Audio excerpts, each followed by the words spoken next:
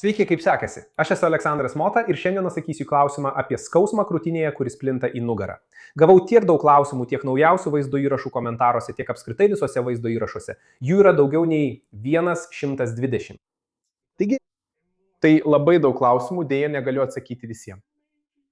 Bet vis dėlto, taip, šiandien atsakysiu į Lady Anės Alves klausimą. Ji rašo taip: sveiki, laba diena.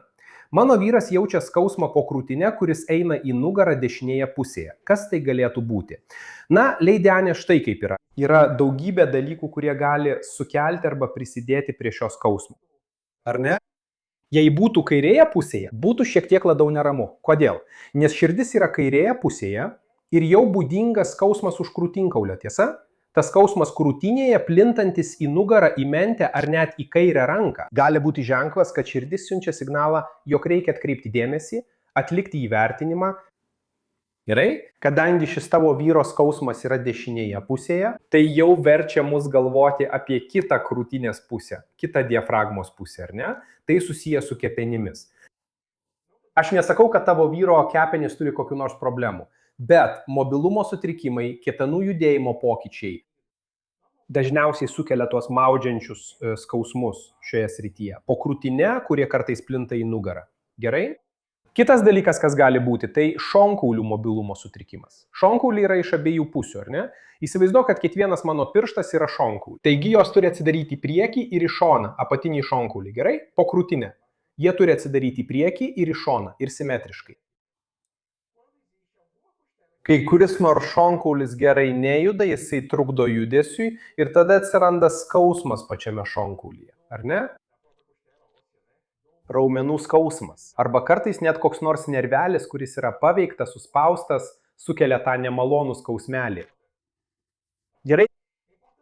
Svarbu, kad tavo vyras apsilankytų pas gerą osteopatą, kad būtų įvertinta, kas gali sukelti ar įtakoti, prisidėti prie šio skausmo.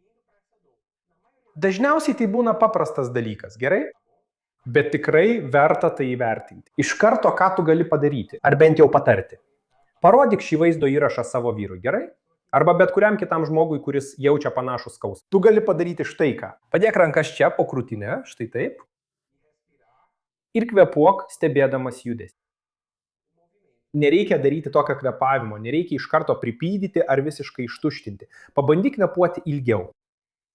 Tu pajusi savo rankomis šonkaulių judesį, gerai? Šonkauliai turi kilti, kaip sakiau, į priekį ir į šoną simetriškai. Tai yra vienodai iš abiejų pusių.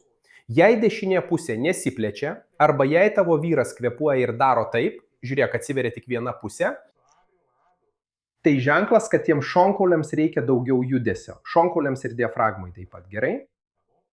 Ką galima padaryti, kad pagerėtų? Atsigulkite ant kairiojo šono, dešiniuoju šonu į viršų. Galite net uždėti ranką čia, perkelti ją virš galvos ir stenkitės kvėpuoti taip, kad oras eitų ešinę pusę. Aš stovėsiu, bet įsivaizduokite, kad aš guliu.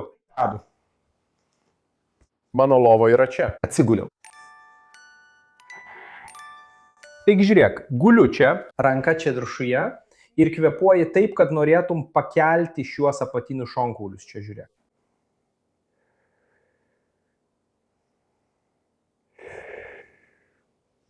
Ir prisimink, kad tai yra ilgi įkvėpimai ir iškvėpimai, gerai? Beveik numečiau kamerą. Vargšas telefonas. Tai ilgi įkvėpimai ir iškvėpimai. Taigi tu kvėpuosi tokiu būdu.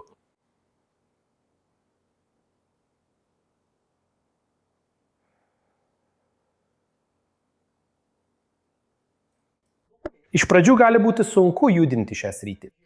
Bet nenuleisk rankų, čia svarbu ne jėga, o būdas. Taigi pradėk daryti antrą ar trečią kartą, bandydama šį pratimą ir pamatysi, kad pradės judėti. Gali netgi naudoti šią ranką, užuot kėlęs ją virš galvos. Padėk ją ramiai čia ant šonkaulių. Taip galėsi geriau pajusti šonkaulių judesį, ok? Daryk tai 2 kartus per dieną, gal 3. 3-4 minutės yra daugiau nei pakankamai, kad sugrąžintum vienodą šonkaulių judrumą. Ir kai šonkauliai juda simetriškai, tai reiškia, kad dėl to, kad patys šonkauliai juda, diafragma veikia geriau, o su diafragma tiesiogiai susiję organai, ypač kepenys dešinėje pusėje ir skrandis kairėje pusėje, turi gerą pakankamą judrumą. Gerai? Tikiuosi, kad padėjau tavo vyrui.